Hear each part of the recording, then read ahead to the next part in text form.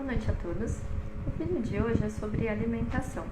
Hoje nós estaremos abordando alguns assuntos como quais são os tipos de alimentações que a gente tem no mercado disponíveis, qual a diferença entre elas, comentando um pouco sobre prós e contras de cada uma.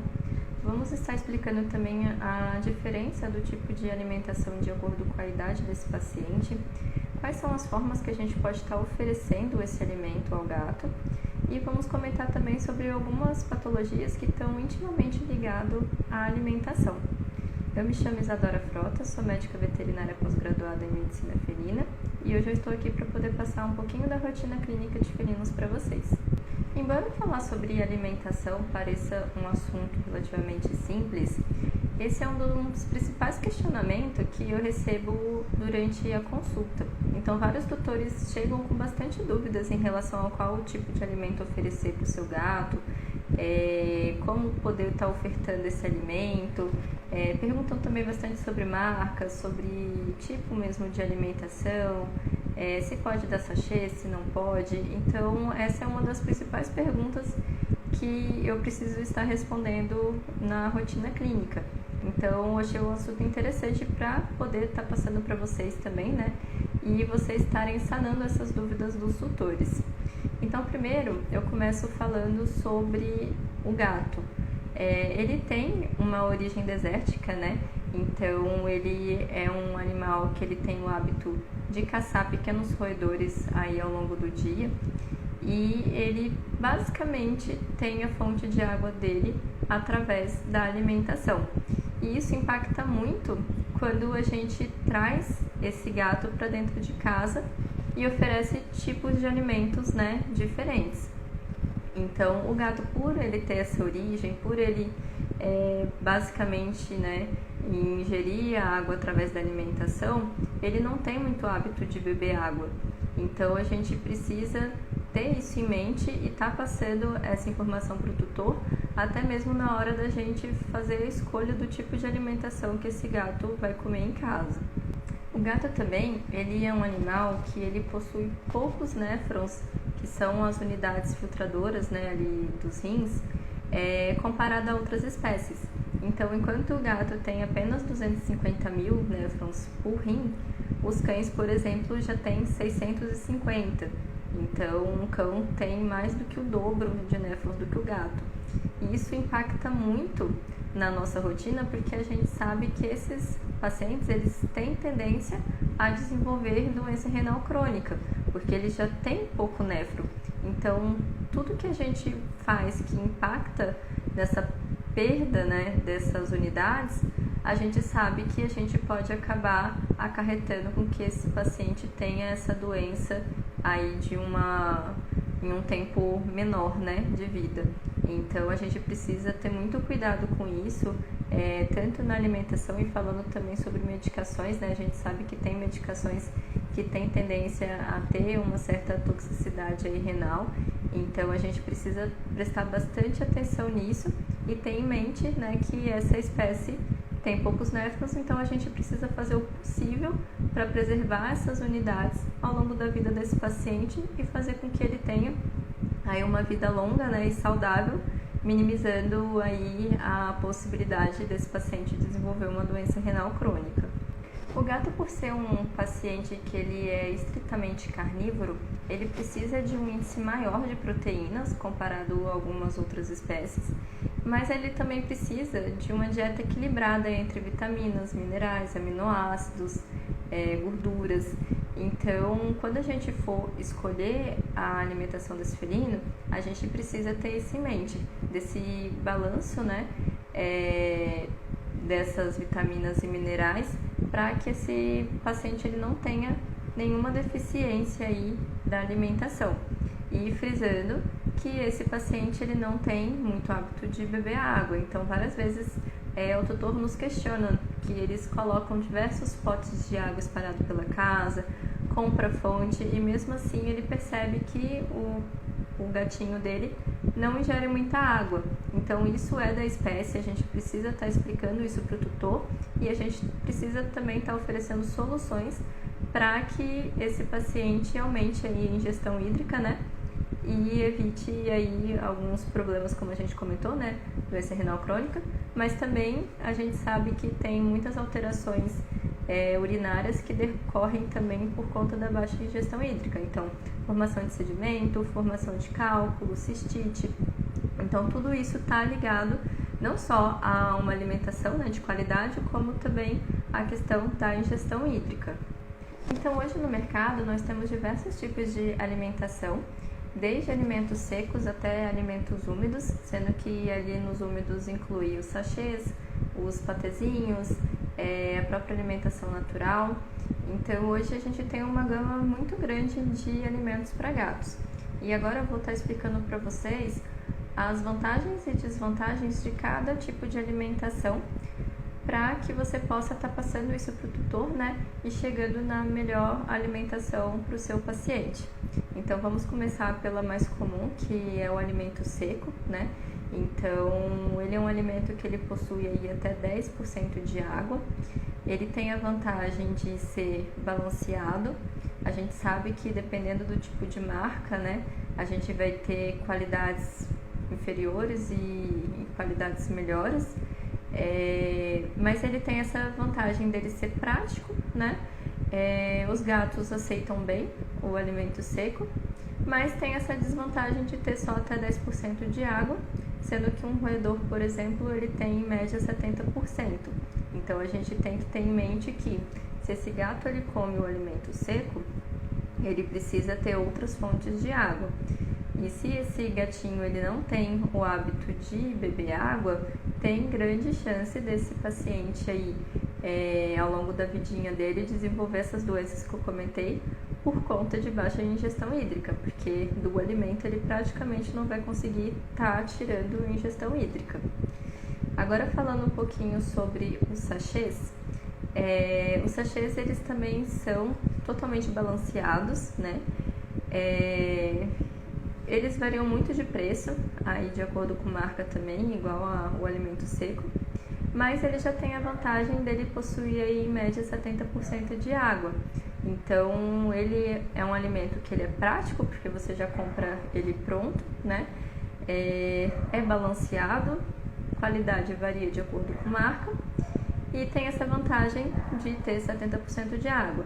Então, se o paciente ele se alimenta apenas de sachê, ele consegue basicamente a sua ingestão hídrica aí a partir do alimento. Então esse, se possível, né, ele é uma das melhores indicações, mas a gente sabe que tem alguns gatos que não aceitam. Então aí a gente tem que lançar a mão, né, de algumas outras técnicas para fazer esse paciente beber água.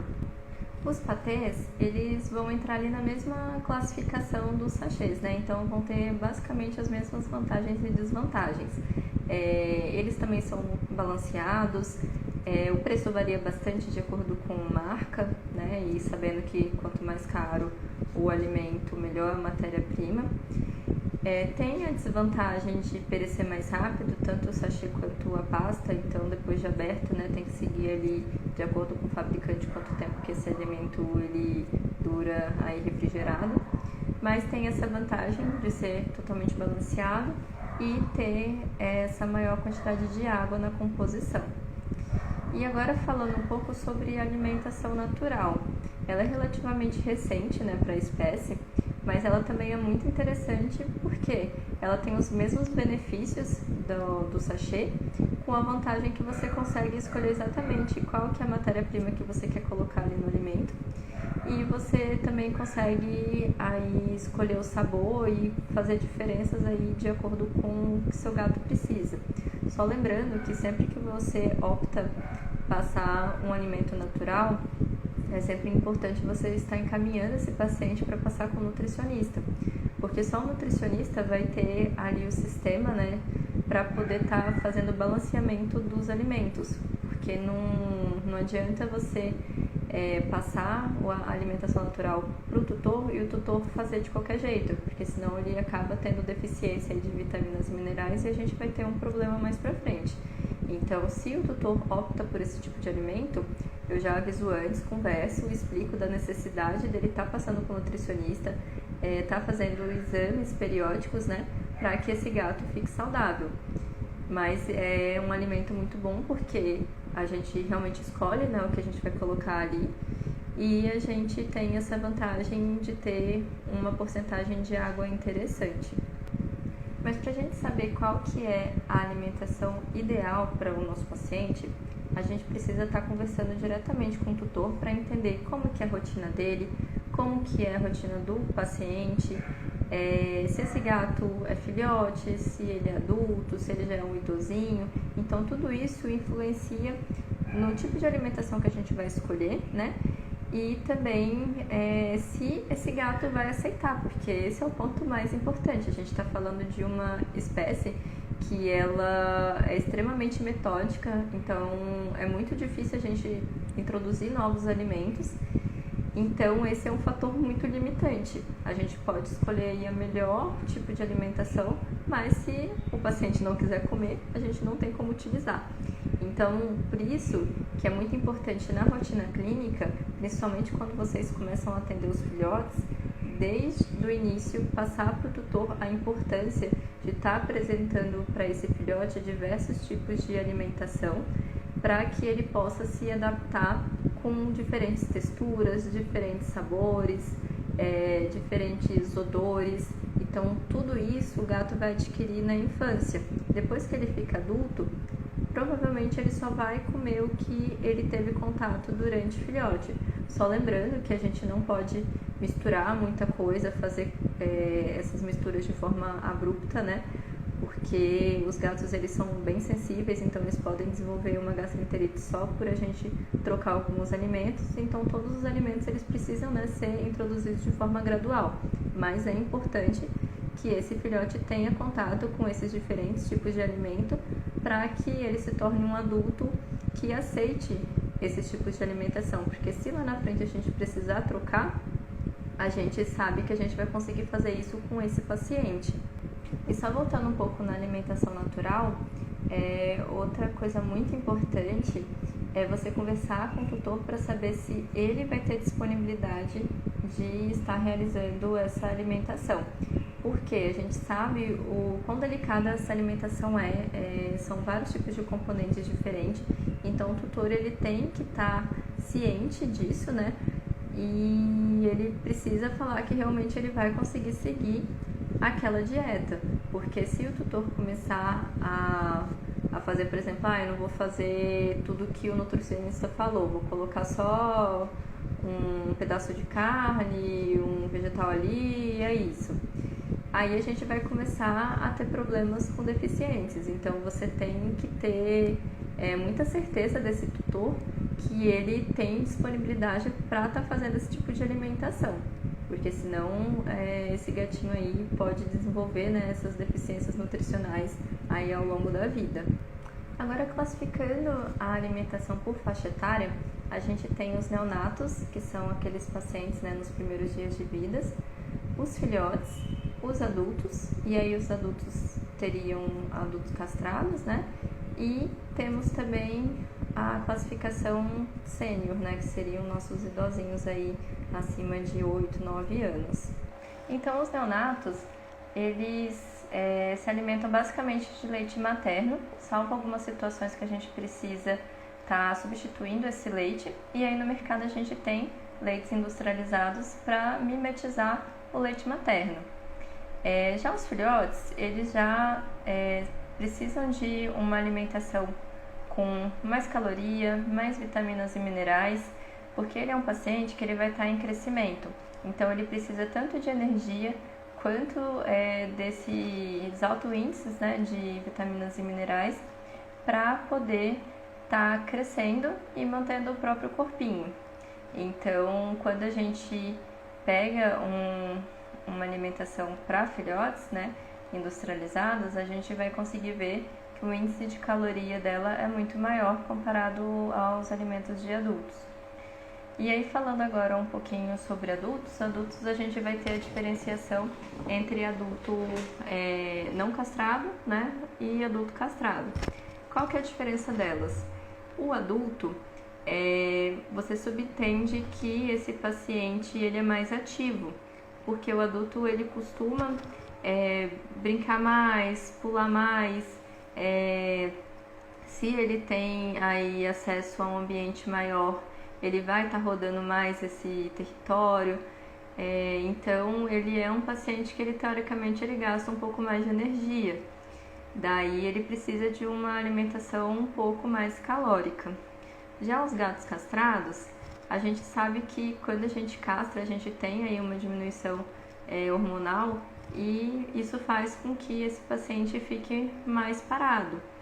Então, essas rações para animais castrados, já justamente pensando nisso, então ela vai ter um pouco menos caloria do que a de adulto, para a gente evitar com que esses pacientes aí tenham sobrepeso por conta da alimentação. Lembrando, né, como eu falei no vídeo anterior, que o sobrepeso ele não está ligado somente à alimentação, mas muito mais ligado à questão ambiental, né, de estar estimulando esses pacientes e tudo mais. E aí agora falando sobre alimentação para os pacientes mais idosos, a gente sabe que com o tempo esse paciente ele tende a uma perda, né, de massa magra e ele tem um pouco mais de dificuldade na quebra, né, dos alimentos. Então ela já é um alimento com uma proteína de mais fácil digestibilidade. A gente também pode ter aí uma quantidade maior de gordura, porque a gente sabe que a gordura ela é uma fonte de energia rápida, né? Então o idoso muitas vezes ele precisa dessa fonte rápida porque o corpinho dele já não consegue quebrar tanto as outras fontes de energia, né, tão bem para conseguir manter o corpinho. Então essas são as diferenças, né, básicas aí de cada alimentação para cada fase da vida do gato. Então, só frisando, sempre que a gente for fazer a troca dessa alimentação, né, seja troca de marca, seja uma troca aí por conta da faixa etária do paciente, a gente precisa fazer isso de uma forma muito gradual para a gente evitar essas gastroenterites que a gente sabe que acontece nessa espécie com muita facilidade. Então, normalmente, eu indico aí fazer uma transição bem gradual ao longo de uma semana ou até mesmo 2 semanas, dependendo de como é esse paciente. E então, desde o início, né, desde quando você começar o atendimento aí desse paciente, é muito importante você estar passando essa informação para o tutor, porque o que eu vejo muito na rotina é o gato come um tipo de sabor, por exemplo, e aí ele diminui um pouco de comer, aí o tutor vai e troca. Aí ele fica trocando, e aí depois o gatinho aparece com a gente, né, com quadro de vômito, com diarreia, ou até mesmo com hiporexia, e aí a gente sabe que isso muitas vezes pode estar ligado a essa troca abrupta, né, com frequência da alimentação. Então é importante vocês passarem isso para o tutor, que muitas vezes até de você mudar o sabor já é o suficiente de você estar causando essas alterações, porque você muda o sabor, você muda a proteína que está ali presente naquele alimento também. E aí o corpinho pode, né, se alterar, né, a flora ali bacteriana do intestino pode acabar alterando e causando, né, essas situações aí de gastroenterite. E agora a gente chega em uma das principais perguntas, né, que os tutores chegam pra gente, que é como alimentar meu gato? Deixo à vontade ou eu coloco em horários específicos? Isso é muito controverso, né? Vai de profissional para profissional. Eu vou estar passando aqui o que eu acho que pra mim funciona na minha rotina e vou estar explicando o porquê, tá? A gente sabe que o gato, ele tem o hábito de comer pouquinho, várias vezes ao dia, até porque na natureza, teoricamente, ele passa o dia inteiro caçando pequenos roedores, então ele acaba comendo também várias vezes ao dia. Só que na rotina não é muito bem isso que acontece. Então, a gente sabe que normalmente o tutor de gato tem vários gatos. Esses gatos possuem necessidades diferentes muitas vezes por conta aí às vezes de idade diferente ou tem alguma patologia diferente que precisa de uma alimentação aí adequada. Então tudo isso fica muito complicado da gente fazer na rotina se esse paciente tem alimentação à vontade, porque se você deixa um alimento à vontade, ele vai comer o que ele quer. E aí pode ser que um gato, por exemplo, que não precisa comer uma ração renal, acaba comendo porque está ali à vontade. Ou um gato que ele realmente precisa comer aquela ração, ele come uma que ele não poderia ou que não faria tão bem para ele, porque está à vontade. Então, eu particularmente, eu prefiro estipular horários para a gente poder estar alimentando esse paciente, porque dessa forma a gente tem a vantagem de conseguir oferecer o alimento correto para cada paciente. A gente também tem a vantagem, né, do tutor perceber quando esse paciente está comendo menos, porque a gente sabe que essa espécie, ela praticamente não demonstra sinal clínico. Então, se você coloca exatamente quanto esse paciente precisa comer por dia e você vê que ele está comendo um pouco menos, isso já te chama atenção para o tutor, né, no caso, tá indo com esse paciente ao veterinário e tá diagnosticando aí uma patologia de uma forma mais precoce, né? Não esperando realmente o gato parar totalmente de comer para estar levando ao veterinário. Então, a gente, no meu caso, né, eu acho que fazendo dessa forma, calculando certinho cada alimento para cada paciente, estipulando horários, funciona super bem. Então, normalmente o que eu indico é alimentar no mínimo 2 vezes por dia. Se o tutor tiver disponibilidade, alimentar aí 3 vezes por dia ou 4 vezes por dia, mas em horários específicos, né? Tentar manter sempre os mesmos horários, porque o gato ele é um paciente extremamente metódico, então ele cria o hábito, né, de estar comendo sempre no mesmo horáriozinho. E para quem tem vários gatos, ter um potinho para cada um e sempre que for oferecer na mesma ordem, justamente também por conta dele ser metódico. Então, se você faz sempre igual, o mesmo horário, mesma ordem, eles vão se adaptar a comer dessa forma e você vai ter, né, essas vantagens, né, de você tá tendo certeza do quanto esse paciente está comendo e podendo escolher exatamente a alimentação adequada para cada paciente. E para fazer esse nosso paciente ingerir mais água ao longo do dia, o que é importante? Primeiro, explicar para o tutor a necessidade da gente introduzir um alimento que tenha uma quantidade adequada de água.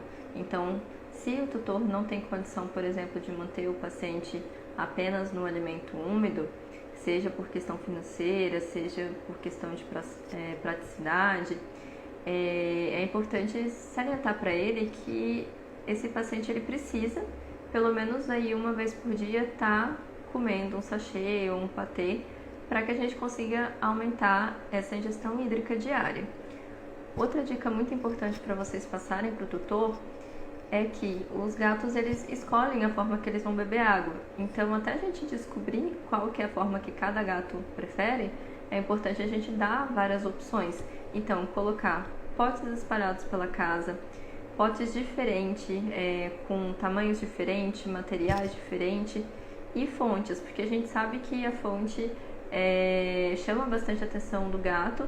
Então, muitos gatos acabam bebendo água ali por conta do movimento, né, da água, e isso vai servir não só para ele aumentar a ingestão hídrica, como também como um enriquecimento ambiental, tá? Então, tudo isso é importante você passar para o tutor para que a gente faça com que esse paciente ingira bastante água aí ao longo do dia. Então, hoje nós vimos os diferentes tipos de alimentação que a gente tem no mercado para gato. Falamos também as vantagens e desvantagens de cada um. Lembrando que o sachê, ele realmente é um alimento que eu recomendo bastante por conta da praticidade dele e por conta da alta quantidade de água que tem na sua composição. Falamos também das vantagens da gente estar oferecendo alimentação em horários específicos para que a gente consiga fazer o manejo desse paciente e poder estar introduzindo alimentos diferentes para cada gato, dependendo da sua necessidade, né? E também falamos da vantagem que se você faz separado, o tutor consegue identificar mais rápido se esse paciente está comendo menos ou mais e está passando essa informação para que a gente possa intervir aí de uma forma precoce, prevenindo aí algumas alterações ou até mesmo conseguindo tratar no início. Falamos também da necessidade de colocar diversos potes de água pela casa, tanto de tamanhos diferentes como de materiais, para que a gente possa fazer com que esse paciente beba bastante água, prevenindo aí essas patologias que a gente comentou, né, como cistites, cálculos e até mesmo doença renal crônica.